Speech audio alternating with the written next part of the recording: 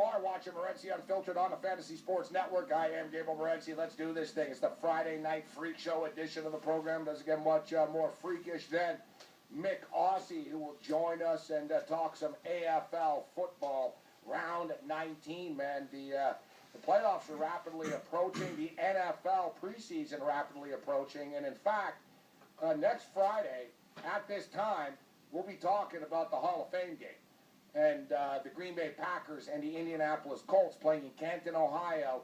Not this Sunday, next Sunday. Not this Sunday, but next Sunday, the NFL preseason begins. The game is a pick'em, and the over-under is 36.5, and we'll be breaking that down next week. We got Bobano going to be joining us in a couple of minutes. We're going to be talking some CFL football with Bobano for the Toronto Argonauts and the Ottawa Red Black game on the board. That game is on Sunday. We're now joined by a man who was in attendance last night as the Edmonton Eskimos lost their second straight home game. Blew the big lead to Hamilton last week, and last night they lose as 10-point favorites outright to the Winnipeg Blue Bombers. I cashed the teaser. I lose the over because Edmonton's offense sucked. Myk Aussie joins us. What's up, Myk? Oh, did they? What? From the first play of the game, you could see Winnipeg was going to play well. But, yeah, I'm in a mess on your Sports Rage Fantasy this week. I had Riley, I had Watson, I had Bowman. So I'm gone, mate, unfortunately, this week. Yeah, Bowman hurt me on DraftKings last night. Dropped a couple of deep balls. You know what really got me? Because I had the over was that stupid freaking interception that Riley threw with about 4 or 5 minutes left when they were moving in. They scored the garbage touchdown late, but they were going down the field. You know, the game would have went over the number at that point in time, but it's amazing, man. We've seen the trend in the CFL with the first half going under and the second half's over. I was scared away last night because the second half total was 28, and I was already in on the over at 55, and son of a bitches ended up getting a 53. They scored 33 points in the second half. I needed 35. But nevertheless, let's talk some AFL football. Hawthorne Hawks and the Carlton Blues going off the board in a couple of minutes here, Myk. The Hawks are 47.5-point favorites. Oh, they'll win. Yeah, they want to keep that top spot, mate. Blues might cover, though. I'm not sure that they'll cover the spread. So take the Blues on a plus, but yeah, Kev Daddy reckons that Hawks are the favourite again to win the premiership. So they're looking good, unfortunately, to go 4 in a row. So they won't drop this one, mate. If they do, I'll be really annoyed about that one. You know what? The Hawks, Myk, they're starting to peak at the right time, aren't they? Like earlier in the year, they weren't in full form, but right now they're starting to kill people once again. And, you know, who would you compare them to? Like, it seems like they're the most hated team by far in the entire league. Are they the Patriots? Yeah, absolutely, mate. I'd compare them to the Patriots in regards to professionalism, team-orientated, but they don't cheat like the Patriots do. So yeah, we can't call them cheaters, mate. They're not cheaters, Hawthorne, huh? No. Why do you hate them so much? Just because they win all the time?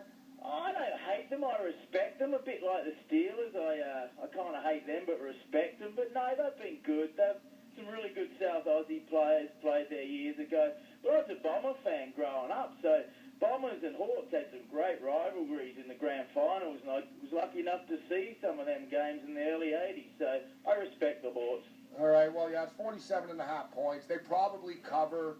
I noticed last week they started off a little slow, and then they ended up like cruising and winning by a ton. So it's 47.5, a little tricky. Money line is 1,400. They will win. And I guess we could put them in a money line parlay, at least as one leg. So let's talk about a more evenly played match here between a team I know you don't like in the Pies. So we got the Magpies and we've got the Eagles, West Coast Eagles, 8.5-point favorites, Myk. But we know how they do on the road, these guys. Yeah, I'd take an Eagle to beat a Magpie out of those two birds, and I hope it happens this week. Some people are tipping the Magpies. It's in Melbourne at the MCG. Eagles are, like we've said all year, not that good on the road, but they really got to get their act together with 4 or 5 games left. I think the Eagles will win, and I'm going to say they're going to cover as well, but that could be a toss-up. Magpies could win this one, but let's hope the Eagles start to hit form and make another run at the premiership, because they made the grand final last year. I wasn't impressed with what I saw last week with West Coast. They had to come back late. They ended up getting it done just barely. But, I've complained about this all year long, Mick, with West Coast. They just don't get, like, the 50-50 balls, the random balls. Whenever, there's a ball bouncing around, they never seem to get it. Like, they have a hard time keeping possession, this team. They're very good when they have possession. They're lightning quick in getting the ball down the field and scoring. But, they have a hard time. Like, against, like, gritty, tough teams, West Coast struggle, Mick. Yeah, well, they haven't been as good as last year, but look at the weather for this one. So if it's going to be wet in Melbourne, then it could go either way. So that could play a key. But you're right, the Demons should have beaten the Eagles last week. They just kicked really bad. But it's the same. It was unbelievable, man. They were missing, like, kick after kick after kick. It was like I was watching the Montreal Alouette field goal kicker. Yeah, well, there's a saying in Australian football, bad kicking's bad football, and it is, because 1 point or 6 points, you go from hero to a goat, You either kick it through the middle or you miss it, and it's 1 point. So I was wondering, actually, what's the longest goal ever, Mick? How far? What's the longest? Oh, I remember as a kid, I was watching Billy Barrett for the West Torrens in the SANFL, and he got it in the middle, and he kicked it basically from the centre, and he kicked this big torp, a screw punt we call it, like the NFL footballers do. Got a lucky bounce, so I've seen one from the middle of the field, so that could be it. Really? What about through the air, though? Because, what's the usual norm? Like, what's that line there? It's about, what is it, about 50 meters, 55 meters or so? Yeah, the line is at 50, so by the time you kick it, you're going to be 55 plus. Well, I'm 5'10". When I was fit, I could kick one from right on the 50 just. So if you're 6'4" or something, you should be able to kick a 60-metre goal. Yeah, what's crazy, though? The guys on the Demons, they were missing like 25-metre kicks and stuff. Well, they got a bit nervous. Like some people right in front of goal, they get nervous and mess their pants, Yeah, we saw. All right, so I hate to do it, and I'm going to go, though, with Collingwood plus the 8.5. I know West Coast pretty well. I'm not an expert in the league, but West Coast is a team that I pretty much see on a weekly basis. So I can't recommend laying 8.5 points. What's up with Mason Cox? Is he still playing? Oh, this is funny. He got rested a few weeks ago, and they called it managed. I've never heard anyone being managed out of a game. I don't know if it's a new world being soft again. You're either dropped or you're injured, but he's managed out of the game. So I talked to Dad about that and had a big laugh. What did he get arrested for? Oh, no, Cloak came back in the forward lines and he can't quite get back in. But he's done well, mate. He's played, 6 or 7 in a row, so he'll be back. All right, so I'm a little confused. So rested means he's benched? Oh, I don't know, mate. I couldn't believe it. I read it. It said managed. I think it's this new way, soft world. Instead of saying you're omitted or dropped, they said managed. I couldn't believe it, mate. Yeah, we just say benched, all right? He's not in the starting lineup anymore. Man, come on, Mick. We're not in we're not in Brisbane here right now. Yeah, but bench is if you're on the bench, because they have players on the bench too, right? All right, so he's not even on the bench, you're saying? No, he's out. He's out playing in the CFL. He's playing in the second team. Yeah. Okay, all right. So yeah, he's been dropped in the minors then, basically. Yeah, absolutely. No, he's done well. Good on him. He's been arrested and managed. I don't know what the hell you're talking to me. You're talking about Oscar Pistorius here? All right, let's get to Brisbane. Speaking of Brisbane, the Lions are 35.5-point underdogs against the Power. Oh, do we really care? Well, the Power, they're a slight chance. If they win their last 5 and a couple of things go their way, they might slip into the 8. But nah, Power will win. They'll probably cover. But take them on the parlay. Take the Pap Smears to win. All right, and we got a good match here with the Roos. We got North Melbourne and the St. Kilda. North Melbourne, 11.5-point favorites in this game. Oh, I like the Roos to win. They had a win last week, first time in a while. They're going to keep in that 8. Brent Harvey, Boomer, he's playing the record number of games ever tomorrow. 427. He beats Michael Tuck. So that's like 20 years of playing AFL, Gabe. That's amazing. So good on him. I like the Roos to win that one. But the Saints might. They got up and beat the Bulldogs last week, so this is probably the game of the round. But I like the Roos, I think, yeah. All right, we've got a very, very busy card this week. Speaking of the Demons, that's Gold Coast and Melbourne. Melbourne, 34.5-point favorites. Yeah, they should win that one. Again, bit tough on the money line. Take them on a parlay. It's in Melbourne.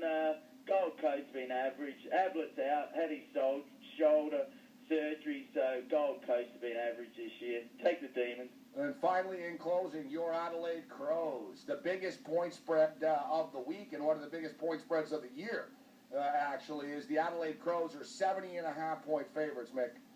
Yeah, they take them again on a parlay. Who knows? Yeah, they're minus 5,000 on the money line. Yeah, Tex Walker, the skipper's out. Bit of a bad ankle. They're probably just resting him. But this is the thing, Gabe.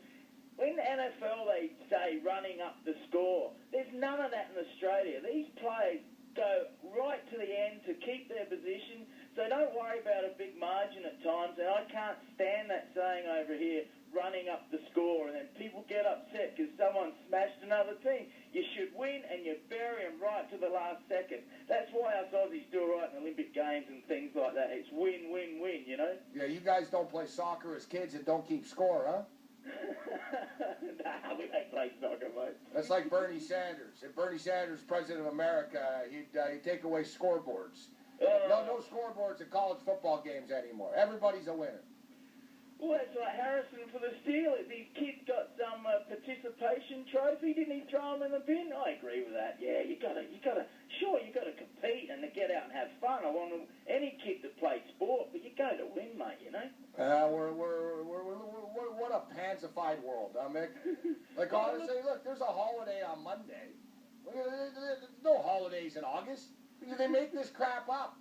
They make this crap up. In my day, there was a holiday at Christmas and Easter.